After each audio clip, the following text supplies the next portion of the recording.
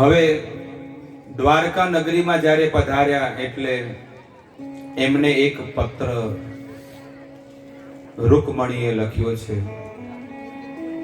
કુંડિનપુર એટલે કે નાગપુર, આજે જે મહારાષ્ટ્રમાં જે નાગપુર છે ને, આ રૂકમણી કુંડિનપુરના હતા અને એમને એક પત્ર લખ્યો છે. આવડે છે ભાઈ ગાતા? એક પત્ર લખ્યો છે ને એ પત્ર એની અંદર લખે છે કે હે ભગવાન, હું તમને વરી ચૂકી છું, તમારા વિશે મેં બહુ સાંભળ્યું છે અને હવે મેં એક સંકલ્પ કર્યો છે કે જીવન દેવું હોય તો તમને જીવન સમર્પિત કરવું છે. તો એક પત્ર એક બ્રાહ્મણ દ્વારા એ પત્ર દેવામાં આવે છે અને એ પત્ર બ્રાહ્મણ દેવતા લઈને જાય છે. બહુ સુંદર ભજન છે, કીર્તન છે, આપણે બધા શ્રવણ કરશું.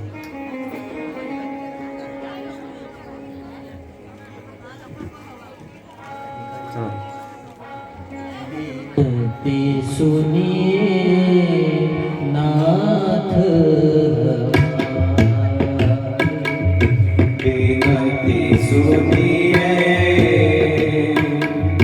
નાથ હમારી, વિનતી સુનિએ નાથ હમારી, વિનતી સુનિએ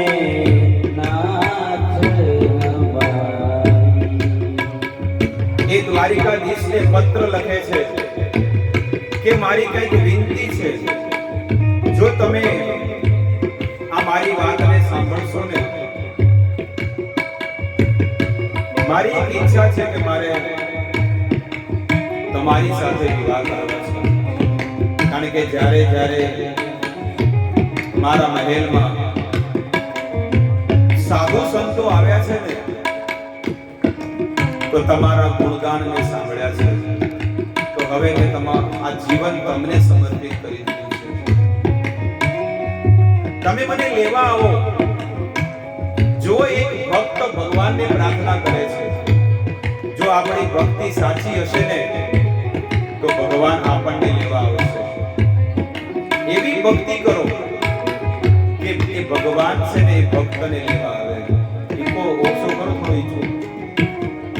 ભગવાન એ રૂકમણીને લેવા માટે એ કુંડિનપુરમાં જાય છે. આજે ભગવાન એક ભક્તને લેવા જઈ રહ્યા છે, પણ ભક્ત પ્રાર્થના કરે છે કે તમે ક્યારે આવો મને લેવા માટે? જ્યારે મારા શરીરમાં કોઈ અપવિત્રતા ન હોય ત્યારે આવજો. જ્યારે હું નિરોગ હોય ત્યારે તમે મને આવજો. જો મારામાં દુઃખ હશે, મારામાં દરિદ્રતા હશે, કોઈ પણ પ્રકારનો દોષ હશે, તો તમે મને લેવા મત આવજો. પણ હું પૂર્ણ ભજન કરવા માટે યોગ્ય થઈ ચૂકી છું, તો જ તમે મને લેવા આવજો.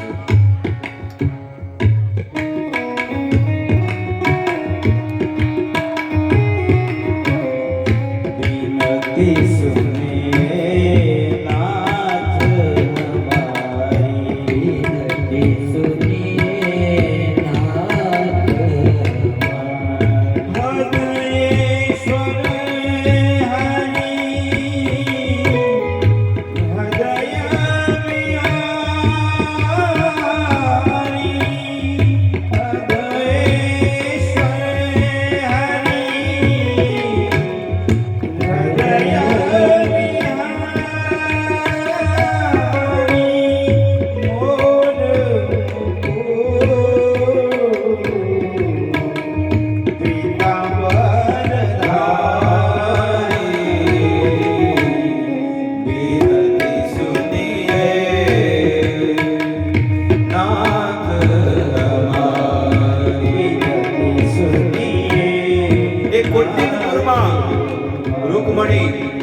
આસન ઉપર બેસીને એમની સખીઓને કહે છે કે તમે લખો.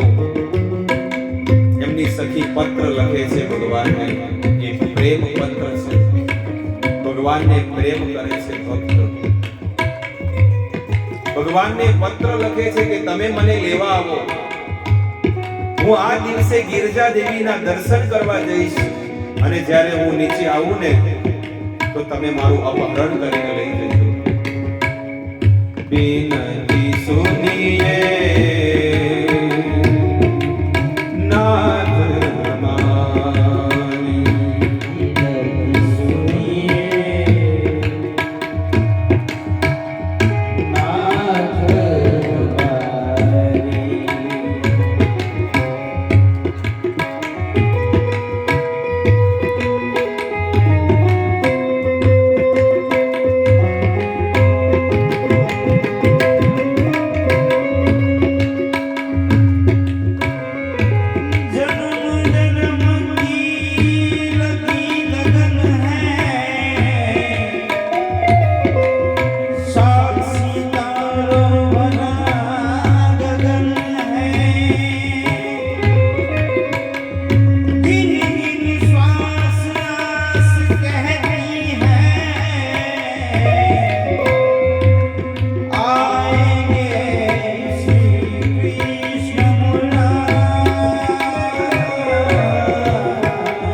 હે આવો કૃષ્ણ આવો તમે મને લેવા, પણ ક્યારે આવજો?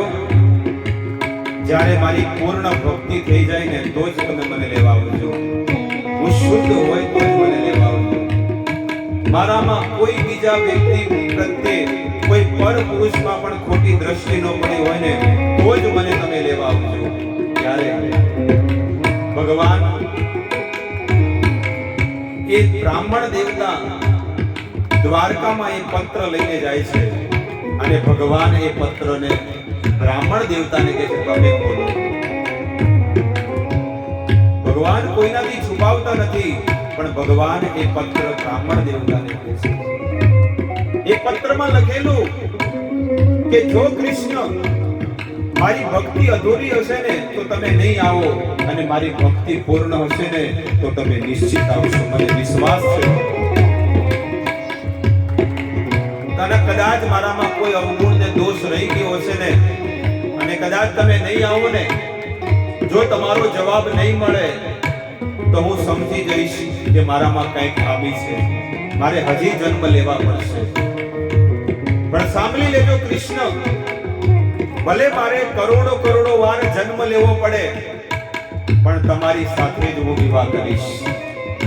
મારા પરમેશ્વર મારા પતિ તમે જ બનશો. कोटि जन्म लगी लगन हमारी, वरहु कृष्ण नहीं तो रहो कुंवारी. હું કુંવારી મરીને મરી જઈશ, પણ આ દેહ ઉપર કોઈનો અધિકાર નથી, માત્ર તમારો અધિકાર છે. સતત પરીક્ષા પલકલોચન, સતત પરીક્ષા પલકલોચન. હે ભવબાધા વિપિત વિમોચન, હે ભવબાધા વિપત્તિ વિમોચન. સ્વાગત અધિકાર દીજે, સ્વાગત અધિકાર દીજે. શરણાગત નયન પુજારી, વિનતી સુનિએ નાથ તમારી.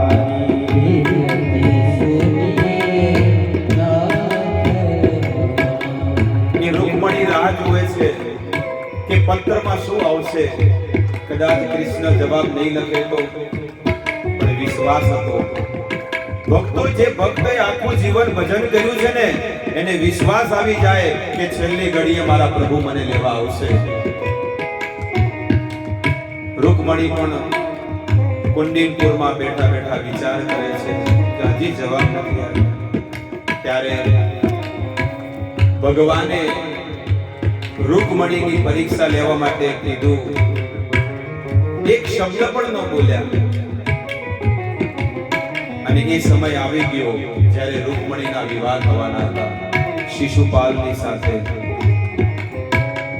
ભીષ્મ વિદર્ભ દેશના રાજા આ પુત્ર રૂકમી અને એની કન્યા હતી રૂકમણી. રૂકમણીએ ભગવાનને એક સંકલ્પ લીધો છે કે હું ભગવાનની સાથે વિવાહ કરીશ.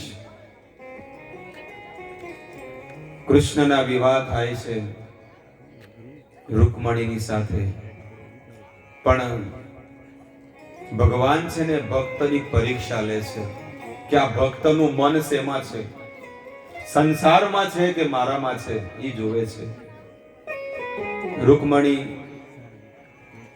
એ ગિરજા દેવીના દર્શન કરવા માટે મંદિરમાં જાય છે.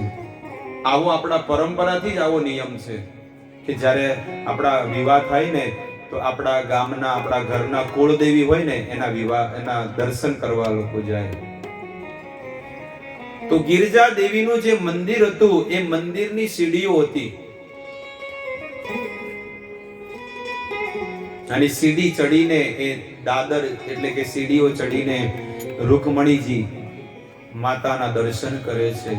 અને એમની પાસે પણ એ જ પ્રાર્થના કરે છે, સંસારની કોઈ વસ્તુ નથી માંગી, પણ એક જ વસ્તુ માંગી કે મારે કૃષ્ણ જોવે છે, મને કૃષ્ણના દર્શન કરવા છે. માતા રાણીએ તરત જ એમના હાથમાંથી જે ફૂલ હતું ને, કારણ કે રૂકમણીજી દંડવત પ્રણામ કર્યા, પંચાંગ પ્રણામ કર્યા, તો એમના ખોળામાં એ ફૂલ આવીને પડી ગયું. આ ઉપરથી સાબિત થઈ ગયું કે તારું આજે ભજન પૂર્ણ થયું અને તારી પર ભગવાનની પૂર્ણ કૃપા વરસી છે, એટલે તને ભગવાન મળશે. રૂકમણી ધીરે ધીરે ધીમા પગલે છે ને નીચે ચાલે છે. ભગવાન ઝાડની પાછળ પહેલેથી આવીને ઊભા છે.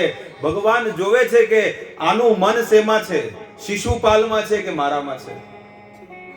શિશુપાલ એટલે કે સંસારની માયા. અને રૂકમણી મારી ભક્ત છે, પણ એનું મન શેમાં છે, શિશુપાલમાં છે કે મારામાં છે. એક પગલું જ્યારે નીચે મૂક્યું પણ રૂકમણીનો વિજય થયો અને રૂકમણીનું મન ભગવાનમાં હતું. બીજું ડગલું ભર્યું, શિશુપાલ તો રાહ જોઈ રહ્યો છે કે જેવી નીચે ઉતરે હાથ પકડીને રથમાં બેહાડી દઉં. એ જ સમયે ભગવાન જોવે છે કે આનું મન શેમાં છે, શિશુપાલમાં છે કે મારામાં. પેલો લેટર લખ્યો હતો ને કે હું મરી જઈશ પણ હું બીજા કોઈની સાથે વિવાહ નહીં કરું. આજે જોઈ લઈએ કે કેટલું દૂધ કા દૂધ, કેટલી ભક્તિ છે ખબર પડે. હવે ભક્તની પણ આવી રીતે પરીક્ષા થાય છે ભાઈ, ત્યારે એમની પત્ની બને છે, એમને નથી બનતા. 2 ડગલા, 3 ડગલા, 4 ડગલા, 5 ડગલા, એક પછી એક ડગલા જ્યારે નીચે ઉતરે, ભગવાન જોવે છે અને રૂકમણીનું મન ભગવાનમાં છે. શિશુપાલ બસ દાદરાની પાસે નીચે ઊભો છે, બસ કે 2 ઘડીમાં મને નીચે આવે એટલે હું હાથ પકડીને નીચે લઈ જાઉં. રૂકમણીનું મન ભગવાનમાં છે. બસ અમુક જ ઇંચનો ફરક છે, થોડાક ઇંચનો ફરક છે, પણ એટલે છેલ્લી ઘડી સુધી ભગવાન એ રૂકમણીની પરીક્ષા લે છે કે આનું મન શિશુપાલમાં છે કે મારામાં છે. ભક્તો, ભગવાન જેવા તેવા નથી, છેલ્લી ઘડી સુધી તમારી પરીક્ષા લેશે કે તમારું મન શેમાં છે, સંસારમાં છે. બસ થોડોક જ અંતર હતો. અહીંયા શિશુપાલ હાથ લાંબો કરવા જાય, એ જ ઘડીએ શિશુપાલ જેવો હાથ લાંબો કરે, એ જ ઘડીએ ભગવાન આવ્યા અને રૂકમણીનો હાથ પકડીને રથ ઉપર બેસાડીને એને ત્યાંથી અપહરણ કરીને લઈ ગયા. પેલો શિશુપાલ તો કેતો રહી ગયો કે અરે પકડો. એ લઈ ગયો એ દ્વારકાધીશ એ રૂકમણીને લઈ ગયો અને રહી ગયા. આ બધા શિયાળિયાની જેમ ભોગતા રહી ગયા.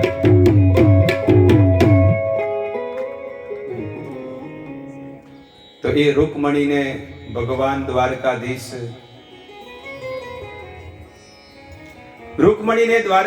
ભગવાન લઈ ગયા અપહરણ કરીને. સીધો રથ છે ને દોડાવતા સીધો દ્વારકામાં લાવ્યા અને દ્વારકામાં ગેટ ઉપર પધાર્યા છે.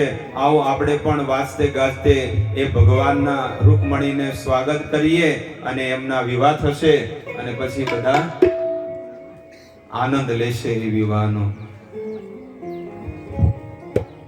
ગાવો ભાઈ વધામણા કોઈ.